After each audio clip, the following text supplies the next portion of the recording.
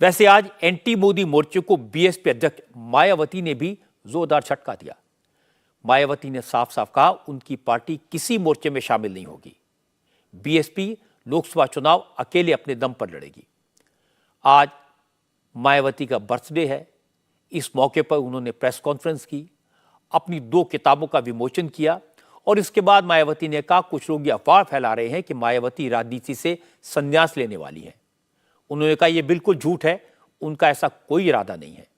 मायावती ने कहा जहां तक अलायंस का सवाल है तो लोकसभा चुनाव में उनकी पार्टी किसी के साथ अलायंस नहीं करेगी, क्योंकि वो अब तक गठबंधन करके चुनाव लड़ने का उनका जो अनुभव है वो खराब रहा है। जब भी गठबंधन किया उनके मुताबिक बीएसपी को नुकसान हुआ। मायावती ने कहा कि चुनाव के बाद अगर सरकार बनाने के लिए कोई उनका समर्थन मांगेगा तो वो जरूर उस पर विचार करेंगी, लेकिन इस बार वो किसी को भी फ्री में सपोर्ट नहीं करेंगी। उनकी पार्टी सरकार में भी शामिल होगी और मंत्री पद भी लेगी। कि हमारी पार्टी अब देश में जल्दी ही होने वाले लोकसभा के आम चुनाव अकेले ही लड़ेगी, अर्थात किसी भी पार्टी व गठबंधन के साथ मिलकर ये चुनाव नहीं लड़ेगी। लेकिन अब किसी भी चुनाव के बाद हमारी पार्टी खासकर कमजोर एवं उपेक्षित वर्गों के हितों में केंद्र व राज्यों की सही बनी सरकारों में व उनकी जरूरत को ध्यान में रखकर अपनी उचित भागीदारी के आधार पर शामिल भी हो सकती है, क्योंकि ऐसे में अब पूर्व की तरह पार्टी बाहर से फ्री में समर्थन देने वाली नहीं है।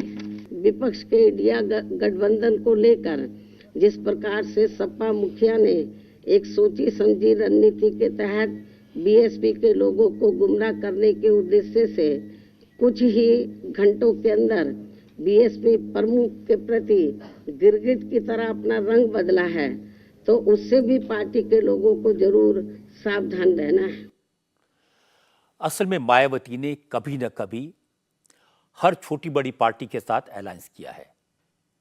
कांग्रेस के साथ भी किया, बीजेपी के साथ भी किया, समाजवादी पार्टी के साथ भी किया और अकाली दल के साथ भी किया, और जिस के साथ अलायंस किया उसे धोखा भी दिया। और ये सब इतनी बार किया है कि अब कोई उन पर भरोसा नहीं करता। ये तो मायावती का वोट बैंक है जिसका लालच आज कुछ पार्टियों को उनकी तरफ बार बार खींच रहा है। यूपी में कांग्रेस को लगता है कि मायावती का वोट ट्रांसफर हो सकता है, इससे कांग्रेस को फायदा होगा, लेकिन मायावती जानती हैं कि वो अपना वोट तो ट्रांसफर करा देंगी, लेकिन कांग्रेस के पास उन्हें देने के लिए कुछ नहीं है। इसलिए अब जो भी होगा सौदेबाजी होगी, और सौदेबाजी जिसके साथ भी होगी पर्दे के पीछे होगी, मायावती के वोट बैंक की ताकत के बल पर होगी।